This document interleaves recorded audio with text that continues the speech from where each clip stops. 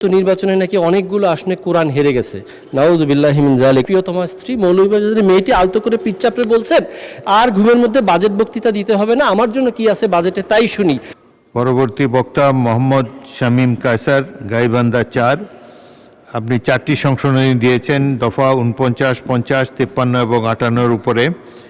আপনি 1 মিনিটের মধ্যে আপনার বক্তব্য উপস্থাপন করুন। সময় লাগবে, ওকে 2 মিনিটের মধ্যে উপস্থাপন করুন। স্পিকার, আপনাকে ধন্যবাদ।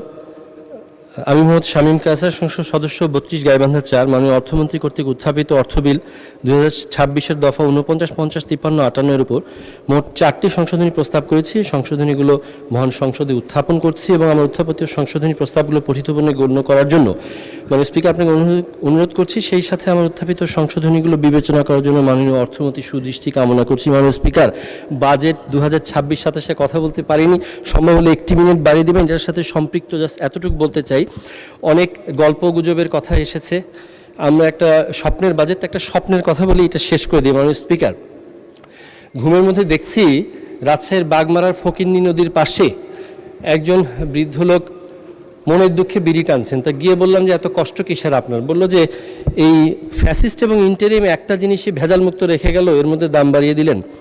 তো যাই হোক, তো বললাম এটাই কি আপনার মূল দুঃখ? তো বলছে না, এটা আসলে মূল দুঃখ না।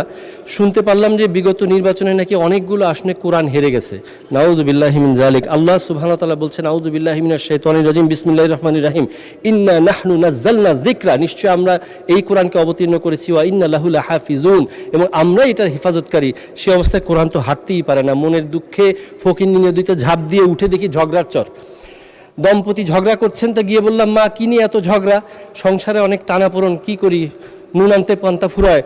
ফ্যামিলি কার্ড বের করে বললাম যে লাগবে নাকি? বলে রাখ তোর ফ্যামিলি, মানে না মানে হবে নাকি একটা ফ্যামিলি কার্ড? বললাম আলবত হবে, ইনশাল্লাহ হবে, এবং আপনাকে কোনো মার্কায় স্লোগান দিতে হবে না, আপনার শুধু পরিচয় লাগবে বাংলাদেশি এবং আপনি একজন পরিবারের প্রধান নারী। তো সেই অবস্থা থেকে ভদ্রলোক এসে পিঠ চাপড়ে দিচ্ছেন, পিঠ চাপড়ে বলছেন। তো উঠে দেখি যে আসলেই কেউ পিঠ চাপড়াচ্ছে, আসলে আমার প্রিয়তমা স্ত্রী মৌলভীবাজারের মেয়েটি আলতো করে পিঠ চাপড়ে বলছেন, আর ঘুমের মধ্যে বাজেট বক্তৃতা দিতে হবে না, আমার জন্য কি আছে বাজেটে তাই শুনি।